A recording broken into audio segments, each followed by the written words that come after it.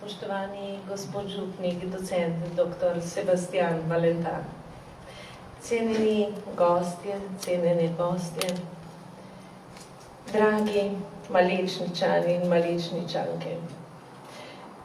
Kar nekaj govorov sem imela v svojem življenju, pa moram priznati, da je danes eden izmed težjih.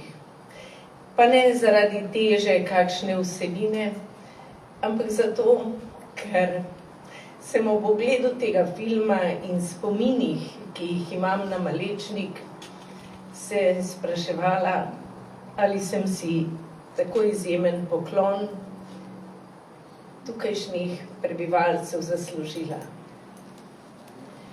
Ko se oziram po prejemnikih dosedanjih Glaserjevih srebrnikov, ki se jim seveda iskreno poklanjam, se sprašujem, kaj je pravzaprav drugače. Zakaj sem jaz tista, ki sem bila tokrat izbrana? Vsi prebivajo bolj ali manj tukaj, v tem kraju. Tukaj ste pognali svoje korenine in te so vas določile, kam se bo razcvetalo vaše drevo. Jaz nisem imela tega izjemnega privilegija, da bi lahko vonjala ta zrak, zrla vašo gorco, poslušala šumenje Drave pod vami in da bi lahko čutila vsak trenutek svojega otroštva, neizmerno povezanost, ki jo vi tukaj živite. Po drugi strani pa sem rasla v podobnem okolju. V okolju, ki se ni določeval z neizmernim številom prebivalstva, ampak je bila njegova veličina v tem, da je bil neizmerno majhen. Kraj Ojstrica nad Dravogradom je bil pravzaprav skupek zaselkov, pa vendarle me je oblikoval, tako kot vas tukaj, svojo neposrednostjo, torej z neposrednim stikom z naravo. Pravzaprav me je določeval skozi tisto razsežnost, ki se imenuje etika slovenskega kmeta in iz katere je pravzaprav vzniknila slovenska književnost. Na Ojstrici nad Dravogradom sem spoznavala, kako je kmet tisti temeljni nosilec našega etičnega sporočila, ker se mora ozirati na levo in na desno, ker mora gnati svoje korenine globoko v zemljo in se ozirati v nebo, ali mu bo dalo blago letino, ali mu jo bo vzelo. In ker se zaveda, da ne more preživeti in živeti sam, ampak seči po pomoč k enemu in drugemu sosedu. V takem občutenju življenja in v takem doživljanju, kako človek ne more biti zazrt samo v lastni individuum, pač pa lahko preživile v skupnosti, sem se imela priložnost na srečo oblikovati. Prav poseben dar mi je dala morda ljuba Štajerska, tudi z radostjo nad življenjem, ki je v tem prostoru drugačna, kakor v krajih, kjer živim zdaj. In kakor jo lahko doživljamo tudi tukaj med vami. In čeprav pravim zase, da sem Štajerka, rojena na Koroškem. Vedno pristavim, da sem v prestolnici pravzaprav na začasnem delu. Zato bo morda vendarle izpolnjen tudi tisti pogoj, ki me še ločuje od dosedanjih prejemnikov Glasarjevega srebrnika. Da bo morda nekoč, nekdaj, spet prišla vonjat in živeti v te kraje. Dogaja se to priznanje na prav poseben dan. Na dan slovenske državnosti. Na dan, ko se spominjamo, kako smo pred 35 leti razglasili samostojno in neodvisno Republiko Slovenijo. Spominjam se tistih trenutkov, ko sem delala na časniku Slovenec in na današnjem Trgu Republike zrla v dvig slovenske zastave. In sprašujem se, kaj smo v 35 letih uspeli storiti in kaj sem uspela storiti tudi sama. In takrat si znova in znova ponižno rečem, da sem storila premalo. Treba je začutiti trenutek, tako kot ga je nekoč začutil Anton Martin Slomšek. Kar nekaj takih zgodovinskih trenutkov in prelomnic je znal spoznati in jih tudi ustvarjati. Zavedal se je, kako pomemben je slovenski jezik za identiteto slovenskega človeka. Zavedal se je, kako je bil jezik vsa stoletja tista dragocena nit, ki nas je vezala v skupnost, ki je v nas uspela ustvarjati občutek, da smo s svojim jezikom nekaj posebnega, da nas dvojina kot odnos med jaz in ti nagovarja drugače, kakor druge narode zaradi njihovih drugačnih jezikov. Zavedal se je, kako zelo je pomembno, da ustvarimo prvo slovensko založbo, Družbo svetega Mohorja leta 1851, ki je začela izdajati tako imenovane mohorjanke ali večernice za širjenje bralne pismenosti med slovenskim prebivalstvom. Hotel je okrepiti jezik, zato, da bi krepil narod in njegovo povezanost. In zavedal se je, da je narod suveren takrat, ko je suveren njegov jezik. In da je jezik suveren takrat, ko ima razvite vse oblike svoje pojavnosti.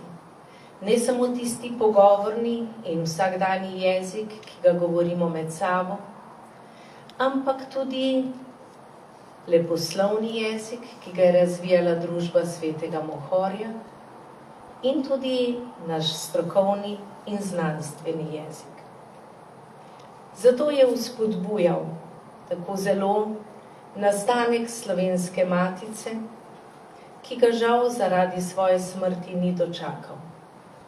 A njegovi nasledniki, mariborski rodoljubi, so leta 1863 ob praznovanju tisočletnice prihoda svetih Cirila in Metoda v naše kraje bili tisti, ki so podrezali Ljubljančane naj vendarle že ustanovijo Matico slovensko. Zbrali so denar, napisali ustanovna pravila in tako spodbudili, da je bila Matica leta 1864 ustanovljena.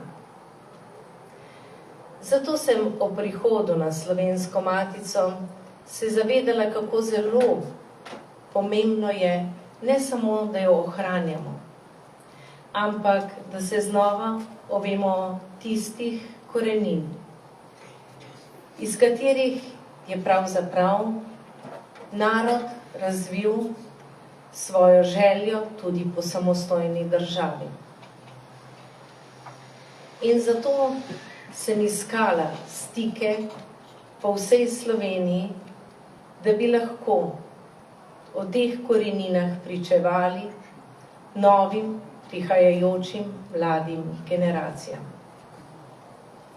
Spominjam se trenutka, ko sem prvič stopila v te kraje, ko je sem prišel naš nov župnik, docent dr. Sebastian Valentan, in se spraševala, kako bi lahko tukaj zaživelo kulturno življenje. Pa sem na to vprašanje dobila odgovor pravzaprav tako rekoč takoj.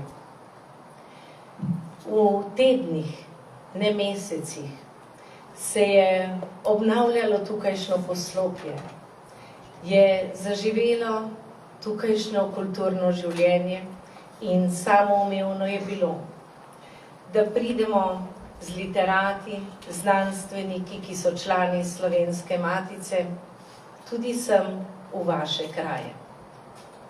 To sodelovanje se je še okrepilo pred 5 leti, ko je zaživel prvi Glasarjev festival. In pravzaprav, o tem smo nekaj lahko slišali tudi v filmu, doživel tako rekoč vse slovenske razsežnosti. Z natečajem, ki ga danes razpisujemo, za vse osnovnošolce na določeno temo, enkrat na temo knjige, drugič na temo domovine, tretjič na temo znane osebnosti kraja. Prav letošnja tema, znana osebnost mojega kraja, nas je vzpodbudila, da smo ustvarili tudi knjigo posvečeno najbolj znani osebnosti vašega kraja, Marku Glasarju.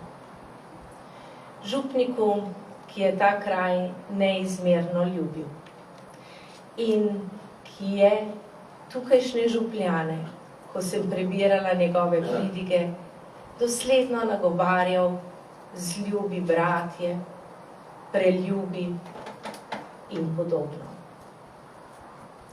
Spraševala sem se, od kod toliko ljubezni in toliko radosti nad življenjem, kot sta izpričani tudi v njegovih spisih. In pravzaprav sem našla odgovor v tem, da se vaš kraj ne rabi meriti z veličino in številom prebivalstva, ampak da tukaj ne živite volje do moči, ampak da tukaj živite voljo do ljubezni, ki vam jo pravzaprav vsak dan v vas prebuja tudi Marija z vam bližnje gorce.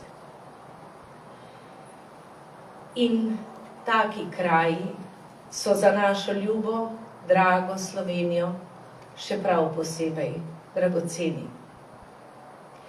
Samo v krajih, ki se ne merijo po tem, kakšno moč imajo, ampak po tem, koliko ljubezni prinašajo v našo skupnost, v našo narodno skupnost, v našo ljubo domovino in s kakšno ljubeznijo jo napolnjujejo, so tista garancija, da bo ta država preživela in živela. Zakaj iz skupnosti in samo iz skupnosti lahko zraste občutek ponosa in časti na to, da smo povezani v nekaj povsem posebnega, v nekaj, kar je samo naše, kar je drugačno od drugih in kar nas neizmerno radosti in veseli. In to je naša ljuba, draga, dragocena država. Veliko misli bi želela še v tem trenutku deliti z vami. Veliko pa je bilo tudi že povedanega.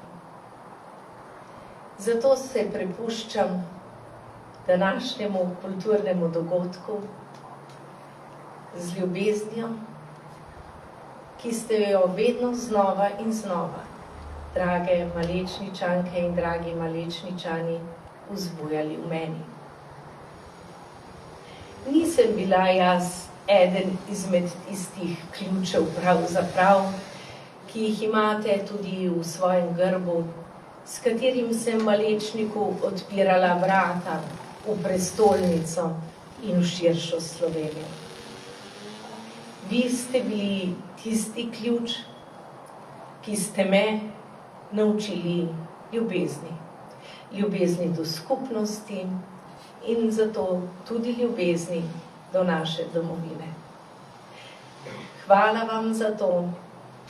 Bog blagoslavlja nam drago Slovenijo in obilje blagoslova nam dragemu Malečniku.